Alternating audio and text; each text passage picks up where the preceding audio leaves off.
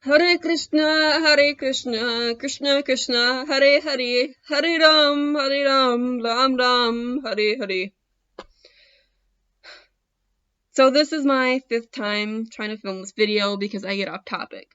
And the reason why I sung in the beginning, everybody, is because I'm trying to work on my singing voice again because I had it severely damaged when I was a kid because we had choir, and choir made me an alto singer, sing soprano, and if you know that those are just two different, parts of the musical world. Like, alto cannot sing soprano, otherwise it'll damage their voice. A bass can certainly not sing soprano. So there you go. I just gave you a little music lesson in today's video. But today's video is going to be about the question that I was asked: why did I convert to Hinduism? Why do I call myself Hindu? And so forth. So I'm going to start off with me calling myself a Hindu. I think the big deal comes with that I am white. Maybe I'm completely wrong about this, but this is just what I've gathered from Instagram conversations that I've had. People sometimes call me nasty things because I'm white and I'm practicing Hinduism. They think I'm stealing their religion or something, and they get really mad. And I'm just like, Hinduism is not a religion, for one. I'll get to that in a second. I'm not stealing anything. People are born Hindus. We are born questioning things. We are born trying to find who created us, what created us, why am I here? We are born to think that way. And for someone to think that I'm stealing something, or if I'm just wearing the bindi to cause controversy, I'm really not. I could go without the bindi. I've said this before. I just prefer not to, because it's a part of me now, and I feel like this is my proud way of saying that I follow Hinduism, I worship Krishna, I care. That's my way of saying that I care. I am who I am. And Hinduism is not technically a religion, it's a spiritual set of beliefs. It's dharma. Hinduism refers to a huge umbrella of religions that originated in India, in the Indus Valley. So that is that. And we're going to start off by saying, well, weren't you Christian? You're white. Shouldn't you be Christian? Because I'm going to start with that too. Yes, I did go to Sunday school. No, I was never baptized by the Christian church. I was never ordained or anything. I didn't have any really thing to do with the Christian church other than I did go to Sunday school. When I was about 10 or 11, I decided that, you know what, this is not for me. I don't know what is for me, but this is certainly not. It was also when I started, it was right after Obama became president, so I think I was like 9 or 10 actually, because I don't know how to explain this, but I just started seeing a lot of like negativity within the Christian church that I went to, and I was just like, no, this is not for me. And when I was about, I guess, a couple years after that, so maybe 11 or 12 then, I was just like, wait, like I was trying to figure out what I was, who I am. And I think a lot of people go through this, and my big thing was I was invited to go to something within a church. And I remember reading up on the religion again because we were studying it in middle school. Again, we were studying like religious and like text and stuff, and the number one thing was the commandments was thou shalt not kill. And I just was brought back to when I was little, and they had Sunday school, and they had mass, and after mass it's like noon or so, and they would have like beef and like sausage there, and I was just like thinking back on it, and I was just like, thou shalt not kill, but why are you serving dead things? And I know people often are like, well, ha ha ha, you kill plants. Plants, scientifically speaking, plants do not have a nervous system, they do not have brains. They can communicate danger, yes. Like if a baby sapling thinks it's gonna get stepped on, they have a chemical reaction. Or if a plant, it has a disease, they know they have the disease. However, they don't feel anything. Like you could cut it, they won't scream. They have communication, but they don't feel pain because they don't have a nervous system. They don't have nerves, they don't have a brain, they don't have any of that. So they can't feel anything. We're just gonna leave it at that. If you want me to, I can send you some articles. But we're just gonna, like, move on. So that was my big thing. And then Islam and Judaism teach basically the same thing in their own way. Because they're all the same sect of religions, the same set of beliefs, everything. And I did not want that either. So I'm just gonna say this. I'm making a long story short because this is something I really don't like to talk about. Like, it's just a lot of pressure on me as a person to talk about some of these things. I know I'm gonna get comments about it, but we went to Minneapolis. I met some people, and they talked to me about Hinduism. I loved it. I'm gonna leave it at that. So then I came home from this vacation.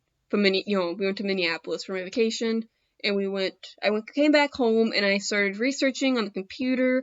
I was downloading PDFs of different, like, the Vedas and stuff like that, and it clicked to me.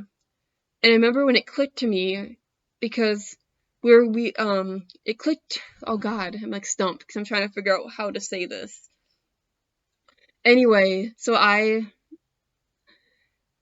it just made sense to me, like, the spiritual aspect just 100%, like, made sense to me, like, dharma and what karma is, and, like, this all made sense to me, and, like, the rebirth that you go through, the reincarnation, like, that made sense to me. And I remember just watching some videos about, like, the vegetarian aspect of it, and how a lot of Hindus don't eat meat because thou shalt not kill. And I'm just like, this makes a lot of sense. So I got myself a Ganesh statue, and I bought myself some bindis. And I remember I would pray to it every morning. I would pray to Ganesh in the morning, pray to Ganesh at night. Each time I prayed to him, I'd put a little bindi on. Sometimes there's an actual bindi, other times I use, like, red lipstick and put a dot in my forehead, because I feel like that shows that I prayed. It shows that I have been spiritual in that day. And then I made myself a Durga statue. I made myself a Pavarti and a Shiva thing. I'm not sure. They're not really statues. They're like little shrines, I guess. And I would say 5 years passed by, and then I went to college. And I met I don't want to say anybody's name. I met somebody, and I got introduced to Hare Krishna, or Krishna consciousness. And that made way more sense to me, because, like, like, the little pieces of the puzzle were coming together, and I felt it in me. Like, I'm like, this feels cool. Like, I was singing, like, Hare Krishna, like that, and, like, everything was cool. Like, I felt really good. I still feel really good. I know a lot of people think that I'm, like, 100% a depressed maniac in my last thing, because of what I said, what happened in the past, what I deal with sometimes, and I kind of deal with it, and I fight through it. People are like, oh my god, you must be a depressed maniac. I'm really not. I sing, I chant, I meditate, I do my japa meditation every morning, I pray to Krishna, I feel so good about myself at the moment. And people are gonna ask me, well, you don't look like a Hare Krishna, you don't have this on your forehead. I probably would do it if I had the stuff to do it. Like, I don't have the talak here.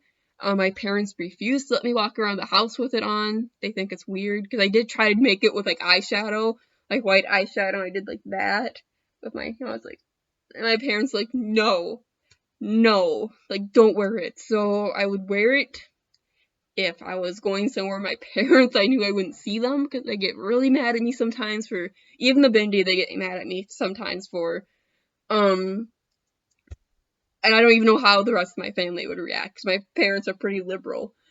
Like, that's that. And,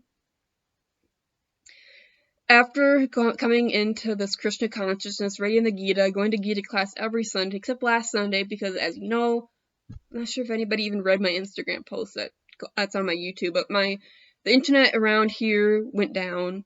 It was crappy. Couldn't do anything. I could only use my data, and I could only go on Instagram and Messenger. Nothing else. God. But, yeah, so starting off the new year, my goal is to chant, 20 rounds. That's my plan. Burp. 20 rounds. I'm still trying to eat up all the stuff that has, like, garlic and onion in it, because I do have some stuff still that has garlic and onion in it that I bought, like, a long time ago, like, canned stuff, like, canned soup and stuff. I'm gonna try to finish all that up, because I don't like wasting food. Wasting food is, like, really bad, in my opinion, because there's so many other people that deserved it, so why would I waste it and just throw it away? So I'm just gonna eat it up. I'm gonna hopefully not eat garlic or onion. If I do, it's by accident.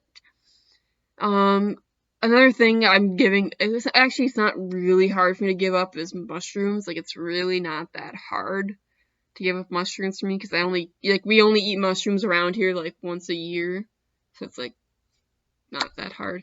But, anyway, I'm just saying this, like, I don't know, like, I'm pretty sure not all Hindus agree with me.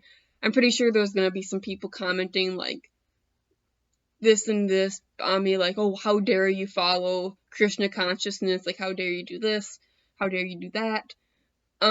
There's some judgmental people out there, and I'm hoping that none of them comment any nasty things, but you know what, this is YouTube. So I'm just gonna say this as my final words. I'm happy, and I hope all you guys do chanting, whether it's for Krishna, Shiva, Parvati, Durga. Chant, sing, dance, do yoga. Don't do anything stressful. Well, okay, you're gonna have to do stuff stressful in life, but, like, when you do something stressful, balance it out with something really not stressful. Even if it's something weird, like, I know my sister likes to, like, play with that fart putty stuff. Was it called flarp or something? That, like, when you move it, like, makes, like, a farty noise, and that makes her happy. And that makes her calm. So guess what? She can do it all day long, and I'm not ever gonna care, because it makes her happy, she's stress-free, and she, like, she's happy. So anyway, Hare Krishna, everybody. Namaste. I hope you enjoyed this video.